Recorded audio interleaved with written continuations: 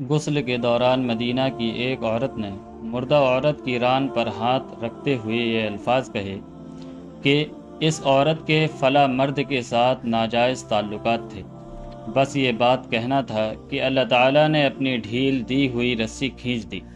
اس عورت کا انتقال مدینہ کی ایک بستی میں ہوا تھا، اور غسل کے دوران جوں ہی غسل دینے والی عورت نے مندرجہ ذیل بالا الفاظ کہے تو اس کا ہاتھ میت کی ران کے ساتھ چپک گیا۔ چپکنے کی قوت اس قدر تھی کہ وہ عورت اپنا ہاتھ کھینچتی تو میت گھسیٹتی تھی مگر ہاتھ نہ چھوٹتا تھا۔ جنازے کا وقت قریب آ رہا تھا، اس کا ہاتھ میت کے ساتھ چپک چکا تھا اور بے حد کوشش کے باوجود جدا نہیں ہو رہا تھا۔ تمام عورتوں نے اس کے ہاتھ کو پکڑ کر کھینچا، مروڑا، گرد جو ممکن تھا کیا، مگر سب بے سود رہا۔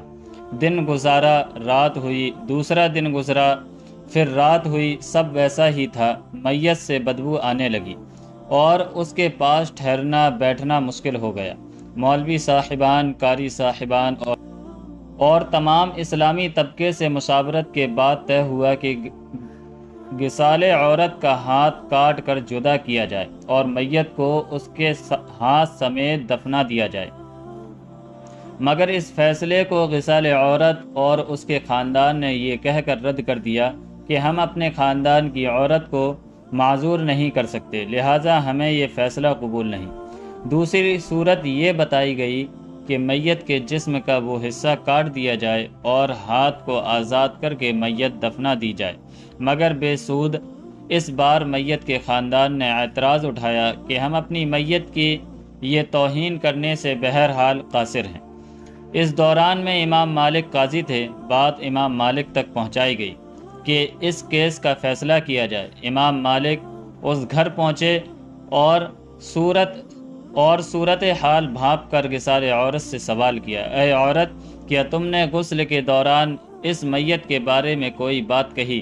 غسال عورت نے سارا قصہ امام مالک کو سنایا اور بتایا کہ اس نے غسل کے دوران باقی عورتوں کو کہا کہ اس عورت کے فلاں مرد کے ساتھ ناجائز تعلقات تھے۔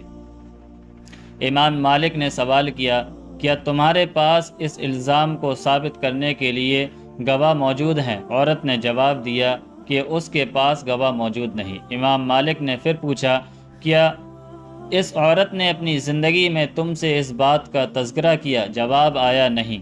امام مالک نے فوری حکم صادر کیا کہ اس غسال عورت نے چونکہ میت پر تہمت لگائی ہے، لہٰذا اس کو حد مقررہ کے مطابق 80 کوڑے لگائے جائیں۔ حکم کی تعمیل کی گئی اور 70 بھی نہیں، 75 بھی نہیں، 79 بھی نہیں، پورے 80 کوڑے مارنے کے بعد اس عورت کا ہاتھ میت سے الگ ہوا۔ آج ہم تہمت لگاتے وقت ذرا بھی نہیں سوچتے، استغفر اللہ۔